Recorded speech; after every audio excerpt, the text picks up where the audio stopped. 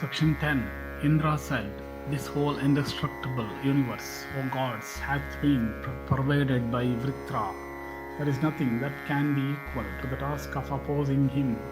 I was capable of yore, but now I am incapable. What good betide you can I do? I believe him to be unapproachable, powerful and magnanimous, possessing immeasurable strength in fight. You would be able to swallow up all the three worlds with the gods, the Asuras, and the men. Therefore, hear ye dwellers of heaven, this is my resolution.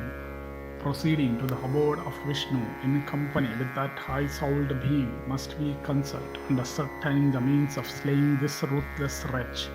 Salya continued, "Indra, having thus spoken, the gods with that host of rishis repaired to the mighty god Vishnu to place themselves under the protection of that protector of all, and afflicted with the dread of Vritra, they said on to the supreme lord of the deities,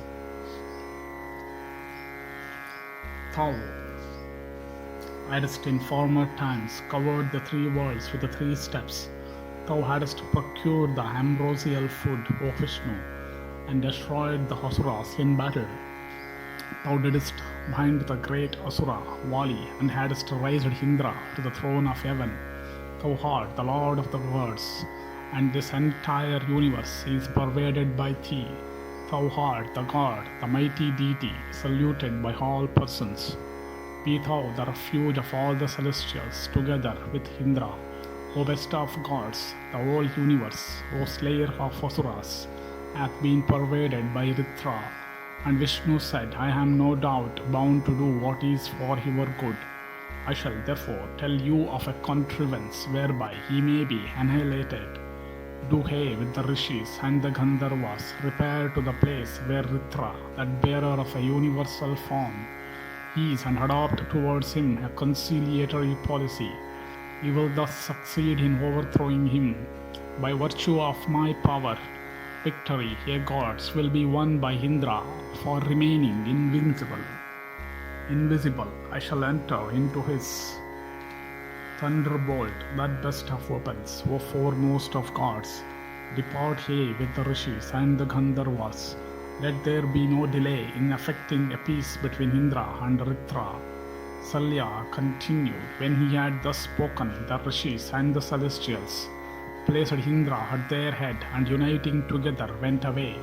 Approaching Indra, they beheld Vritra, glowing and resplendent, as if scorching the 10 points, and swallowing all the three worlds, and resembling the sun or the moon. And then rishis came up to Vritra and spoke to him in conciliatory terms, saying, O thou unconquerable being, the whole of this universe hath been pervaded by thy energy.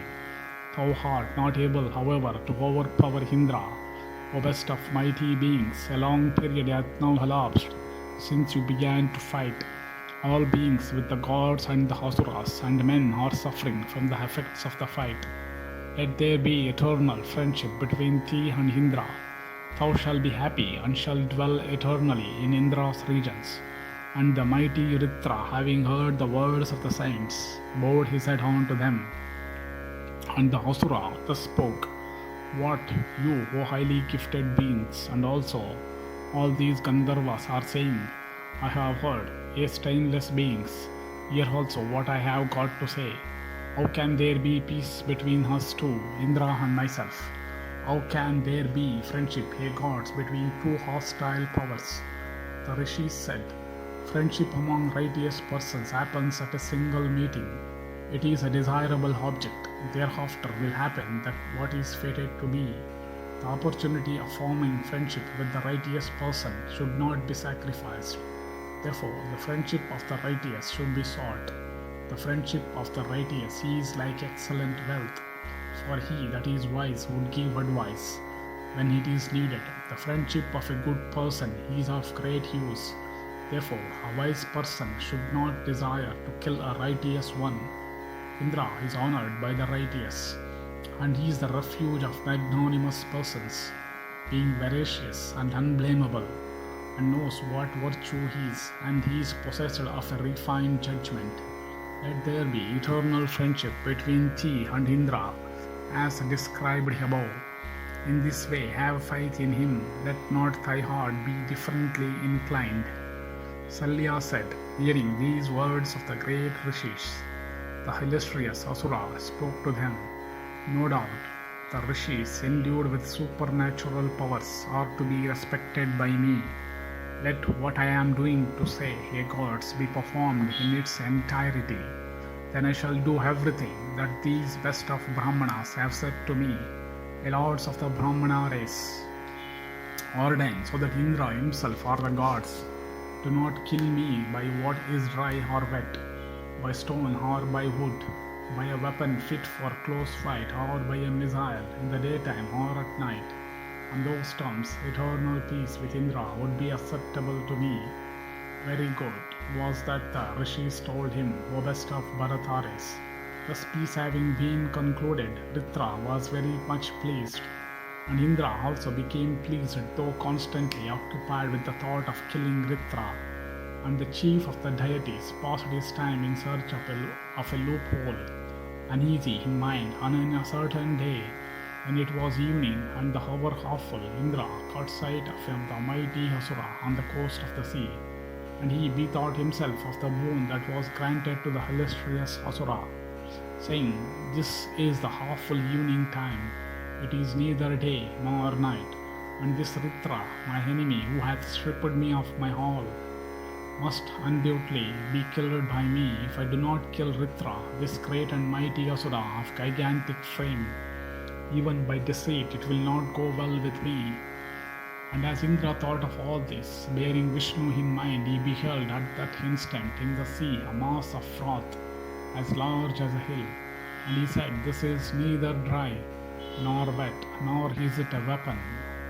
Let me hurl it at Vritra. Without doubt he will die immediately. And he threw at Vritra that mass of froth blended with the thunderbolt. And Vishnu, having entered within that froth, put an end to the life of Vritra. And when Vritra was killed, the cardinal points were free from gloom, and there also blew a pleasant breeze, and all beings were much pleased, and the deities with the Gandharvas and Yakshas and Rakshasas, with the great snakes and saints, glorified the mighty Indra with various laudatory hymns. And saluted by all beings, Indra spoke words of encouragement to all, and his heart was glad, as also that of every one of the gods for having killed the foe. And knowing the nature of virtue, he worshipped Vishnu, the most praiseworthy of all objects in the world. Now when the mighty Vritra, terrible to the gods, was killed, Indra became overpowered by falsehood, and he became exceedingly sad. And he was also overpowered by the sin of Brahmanicide, on account of having killed the three-headed son of Tvastri. And he betook himself to the confines of the worlds, and became bereft of his senses and consciousness, and overpowered by his own sins. He could not be recognized, and he lay concealed in water just like a writhing snake. And when the Lord of Celestials, suppressed with the dread of Brahmanicide, had vanished from sight, the earth looked as if a havoc had passed over it, and it became treeless, and its woods withered, and the course of rivers was interrupted, and the reservoirs lost all their water, and there was distress among animals on account of cessation of rains, and the deities and all the great rishis were in exceeding fear, and the world had no king and was overtaken by disasters. Then the deities and the divine saints in heaven, separated from the chief of the gods, became terrified and wondered who was to be their king, and nobody had any inclination to act as the king of the gods. And it's section 10 in the Sainyodyoga Parva of the Udyoga Parva.